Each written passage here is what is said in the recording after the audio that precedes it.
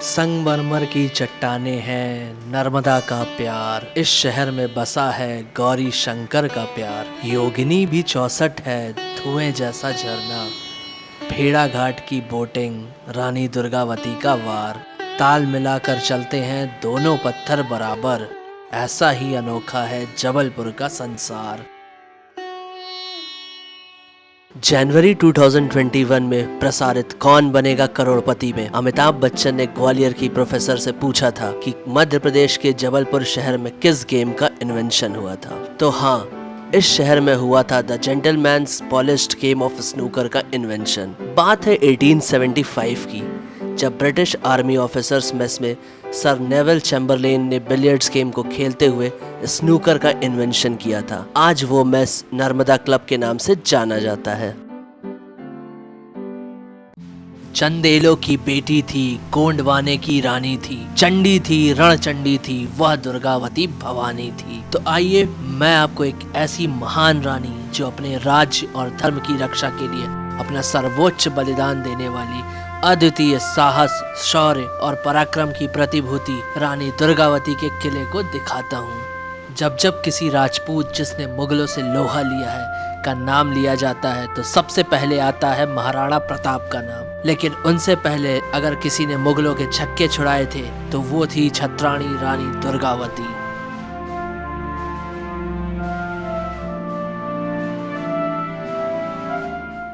इस किले का निर्माण रानी दुर्गावती के बेटे राजा मदन सिंह द्वारा करवाया गया था। जिस पहाड़ी पर यह किला बना हुआ है, एक समय पे यह पहाड़ी खूबसूरत वृक्षों से घिरी हुई थी। यहाँ सीताफल के बगीचे थे जो पूरे देश में प्रसिद्ध थे। यहाँ जंगल में चीते, शेर और जंगली जानवर भी थे।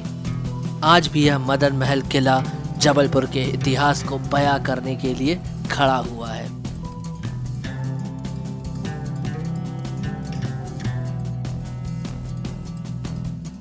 त्यारी किला जाते समय रास्ते में ही जब आप सीढ़ियाँ चढ़ोगे तो एक भोलेनाथ की गुफा दिखेगी। तो अभी लौट रहा था मैं तो ये देखा तो सोचा एक बार देखते हैं कैसा है ये आप देख सकते हो। किले से कुछ कदम दूर ये भोलेनाथ की गुफा काफी आकर्षित करती है। तो यहाँ दर्शन करके मैं निकल गया एक और अजूबे की तरफ। ये है बैलेंसिंग रॉक। बड़े से बड़ा भूकंप भी इसे नहीं हिला पाया।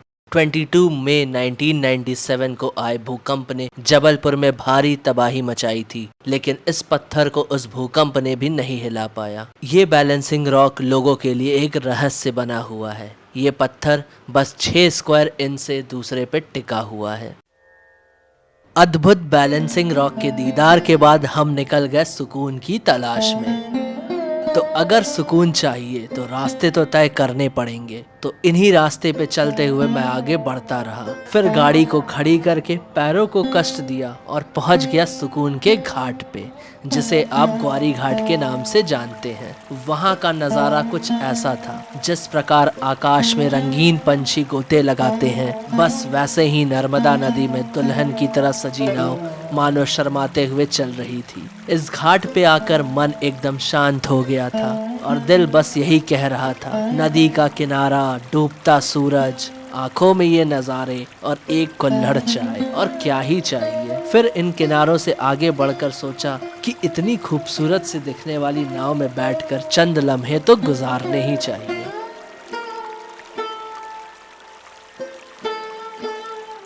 नाव में बैठते ही आस्था की जो लहर उठी है वो शब्दों में बयान नहीं कर सकता। नदी में अनेकों दीपक लोगों की आस्था की शक्ति लिए भगवान की शरण की तरफ जा रहे थे। ये नज़ारे में मैं खो ही गया था। तभी नाविक ने बताया कि दूसरे छोर पे हम आ गए हैं और यहाँ है एक गुरुद्वारा। तो बस फिर क्या था, जल्दी से नाव से उतरकर पहुँच गया गुरुद्वारा पे मत्था टेकने। गुरुद्वारा से बाहर आया तो देखा शाम ढल चुकी थी और नर्मदा जी की आरती का समय होने वाला था। तो बस जल्दी से नाव में बैठकर निकल गया आरती की तरफ। उस पार पहुंचने से पहले एक कहानी सुनाता हूं आपको। एक समय की बात है, नर्मदा जी और शोणभद्र की शादी होने वाली थी, लेकिन विवाह से कुछ देर पहले पता चला कि भद्र की दिलचस्पी उसकी दासी जुहिला में है। नर्मदा को ये अपमान लगा और वो मंडप छोड़कर उल्टी दिशा में चली गई। भद्र को अपनी गलती का एहसास हुआ और वो नर्मदा को रोकने के लिए गए, पर वो ना रुकी और उल्टी दिशा में चलती रही और तब से नर्मदा जी उल्टी दिशा में बह रही हैं। तो आइए अब मैं आपको दिखाता हूँ नर्मदा जी की आरती।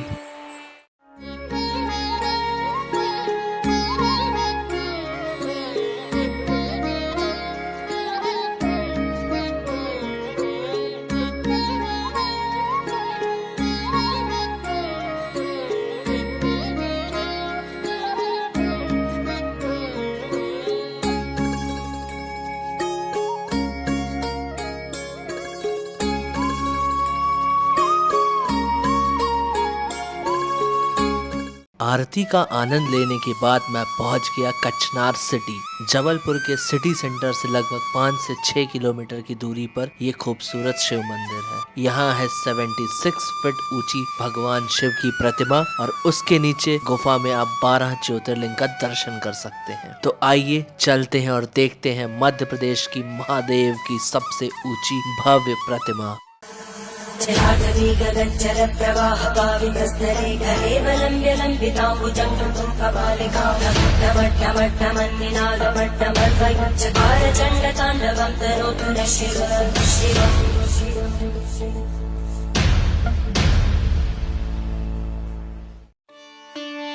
सुबह है नई, नया है सवेरा, कुदरत की ताजगी, हवाओं का बसेरा, खुले आसमान में इस शहर का चेहरा। तो शुरू करते हैं आज के दिन का पहला लम्हा। तो दोस्तों दिल थाम के बैठ जाइए क्योंकि आज का सफर बेहद ही रोमांचक होने वाला है और इसी रोमांच को शुरू करने के लिए मैं निकल गया मेट्रो से। आप सोच रहे होंगे कि यार मेट्रो तो दिख नहीं रही, तो मैं आपको बता दूं यहाँ इस बस को मेट्रो कहते हैं। तो आइए ले चलता हूँ आपको एक ऐसी जगह जहाँ का दृश्य देख के आप जबलपुर की तरफ खींचे चले आएंगे। इस गेट को देखकर और इन रास्तों को देख करके आप अंदाजा नहीं लगा पा रहे होंगे कि मैं हूँ कहाँ। तो बस थोड़ा और सब्र, क्योंकि अभी धूप लग रही है तेज और मैं हो रहा हूँ सफेद। कुछ कहा कुछ सुना नहीं, जब देखा वो नजारा तब अपने बस में रहा नहीं। बहता हुआ पानी मेरी रूह को पुकार रहा था, कल कल की जो आवाज थी उसमें ही मैं खो रहा था। शांति का पल कुछ ऐसा था वहाँ कि दिल में मच रहा शोर भी आहिस्ता आहें भर रहा था। और बस मैं उन पलों को, वो झरने के शोर को, आँखों को लुभा जाए ऐसे दृश्य को अपने यादों के पन्नों में कैद कर रहा था।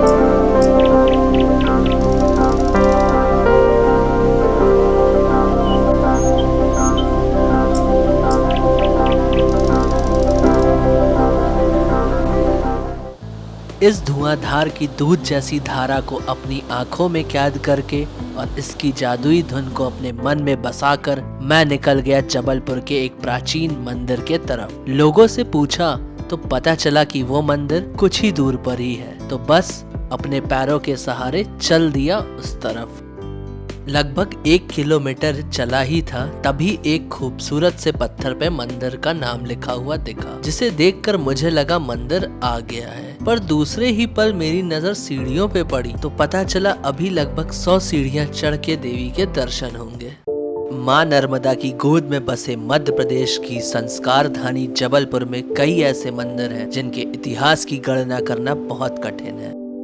विश्व प्रसिद्ध भेड़ाघाट के नजदीक स्थित 64 योगिनी मंदिर संभवतः भारत का इकलौता मंदिर है जहां भगवान शिव और माता पार्वती के विवाह की प्रतिमा स्थापित है। यह मंदिर काल गणना और पंचांग निर्माण का सर्वश्रेष्ठ स्थान माना जाता था, जहां ज्योतिषी, गणित, संस्कृत, साहित्य और तंत्र विज्ञान का अध्ययन करने के लिए देश और विदेश से छात्र छात्राएं आया करते थे। 10वीं शताब्दी का यह मंदिर उस समय का आयुर्वेद कॉलेज हुआ करता था। कहा जाता है कि औरंगजेब ने अपनी तलवार से एक एक योगिनी की प्रतिमा को खंडित किया, लेकिन जब वह गर्भगृह में स्थापित गौरी शंकर की प्रतिमा को खंडित करने गया तो दैवीय चमत्कार के कारण उसे भयभीत होकर वहां से भागना पड़ा था। 64 योगिनी के दर्शन के बाद मैं निकल गया एक और खूबसूरत सी जगह के लिए। इस लोकेशन को आपने बॉलीवुड की कई फिल्मों में देखा होगा, तो आज फिल्मों से बाहर निकल के मैं आपको कराऊंगा यहाँ का रियल एक्सपीरियंस। तो वीडियो की क्वालिटी को बढ़ाकर कानों में ईयरफोन्स लगाकर हो जाइए एकदम तैयार। तो यारो पहुंच चुका हूं मैं भेड़ाघाट, जहां पर आप अपने आप को संगमरमर यानी कि मार्बल से घिरा हुआ पाएंगे। भेड़ाघाट के एंट्री गेट से जैसे ही मैं आगे बढ़ा तो यहाँ चारों तरफ हर दुकानों पे, हर दीवारों पे मार्बल से बनी हुई चीजें आपको काफी हैरान करेंगी। बट बिना कुछ लिए चीजों को बस देखते हुए मैं आगे बढ़ता रहा। खैर, आपका मन करे तो जरूर यहाँ से कुछ लीजिएगा। भेड़ाघाट पहुँचते ही ऐसा लगा मानो किसी और संसार में आ गया हूँ मैं बस इस मंजर को अपने दिल में उतार रहा था। संगमरमर के पहाड़ों के बीच खुद को ढूंढ रहा था। नदी जो एकदम खामोश थी, उसे देख मेरे दिल को एक अलग ही सुकून मिल रहा था। इन नज़ारों को देख के कई फिल्मों के दृश्य आंखों के सामने आ गए थे। ये वही जगह है जहां करीना कपूर ने रात का नशा गाने पे अशोका फिल्म में डांस किया था। अगर आपने मोहनजोदारो फिल्म देखी होगी तो ऋतिक रोशन और मगरमच्छ का फाइटिंग सीन यहीं शूट हुआ था। भेड़ाघाट का बॉलीवुड से काफी गहरा रिश्ता रहा है।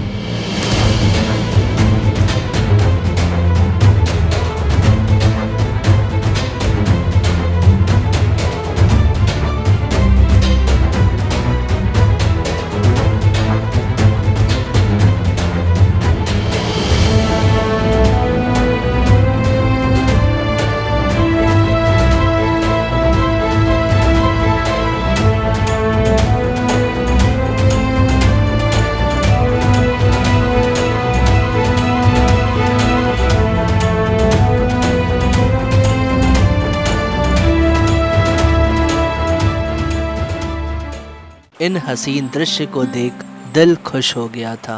फिर लगा बिना कश्ती पे गए नदी का सुख अधूरा है, और बस मेरी कश्ती इस नदी पे सवार हो गई। मन तो था कि कश्ती में मैं अकेला ही चलूं और बस इस शांत नदी में अपने आप को महसूस कर पाऊं, लेकिन जब 800 रुपये रेट पता चला तो सोचा असली मजा तो सबके साथ आता है। तो फिर क्या था, 100 रुपये देकर मैं शेयरिंग बोट पर बैठ गया।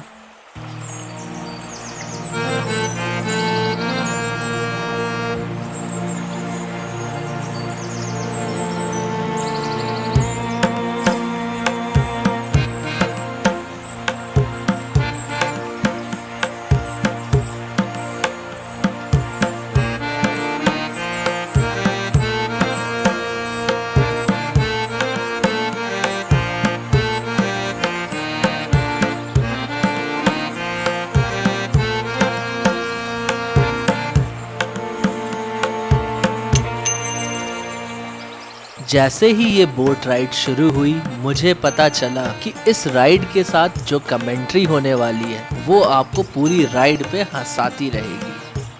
फिल्म का नाम प्राण जाए पर वचन ना जाए। यहीं पे आए थे सुनील दत्त, प्रेमनाथ, साथ में आई थी रेखा, तभी की पड़ी है गड्ढे के अंदर रेता।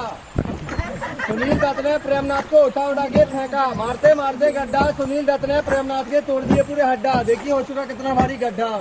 साइड में गुलाबी कलर पिंक मार्बल, बोलते हैं नहा के बैठी थी रेखा, रेखा की साड़ी का कलर देखा उतनी जगह पिंक हो गई। साड़ी का कलर था कच्चा मार्बल हो गया पक्का, देखने में लग रहा है कितना अच्छा। साड़ी मुंबई की थी इसलिए कलर निकल गया, साड़ी जबलपुर की होती साड़ी फट जाती लेकिन कलर नहीं जाता। सामने वाली जगह को बोलते हैं सर नेचुरल भूल भुलैया। कटिंग की है रास्ता एक है, बताइए किस तरफ जाएगी अपनी नैया, लेफ्ट चलना है कि राइट, और सही बताने वाले को बम्पर प्राइज लेफ्ट। हाँ ले लीजिए बम्पर प्राइज, जो बोलता है सही उसको उतार देते हम लोग यहीं। उतारो उतारो।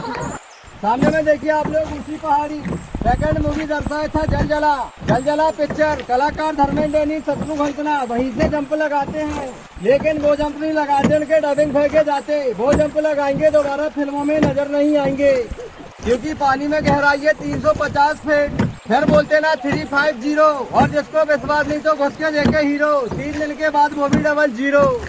खैर ये तो पता नहीं कि इस कमेंट्री में सच्चाई कितनी है, पर इतना ज़रूर है कि मज़ा पूरा है।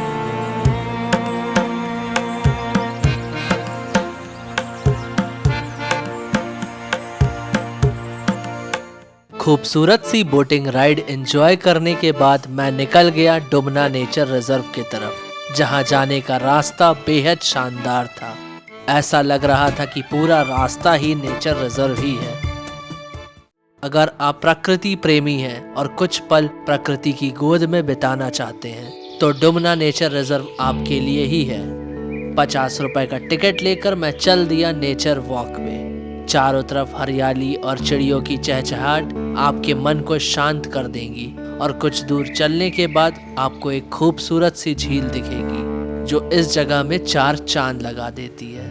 चारों तरफ हरियाली, बीच में झील, इस नज़ारे से आंखों को बड़ा सुकून मिलता है। लेकिन संभल कर, झील के पानी के करीब जाने की गुस्ताखी मत कीजिएगा, क्योंकि झील के अंदर के मगरमच्छ कभी भी आपके सुकून को भंग कर सकते हैं।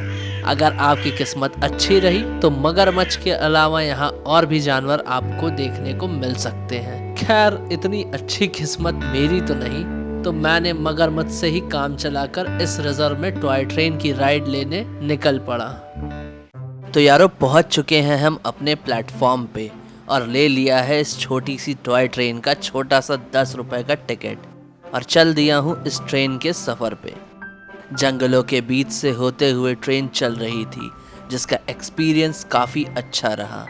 लगभग 10 मिनट की छोटी सी राइड में काफ़ी मज़ा आया, और इसी के साथ इस बेहद ही शानदार जबलपुर का सफ़र भी यहीं ख़त्म होता है। वीडियो अगर अच्छा लगे तो लाइक ज़रूर कीजिएगा, और सबके साथ शेयर करना मत भूलिएगा, और चैनल को सब्सक्राइब नहीं किया है अभी तक तो डू सब्सक्राइब इट। मिलता हूँ आप सबसे अगले वीडियो में एक और नए और रोमांचक सफ़र पे।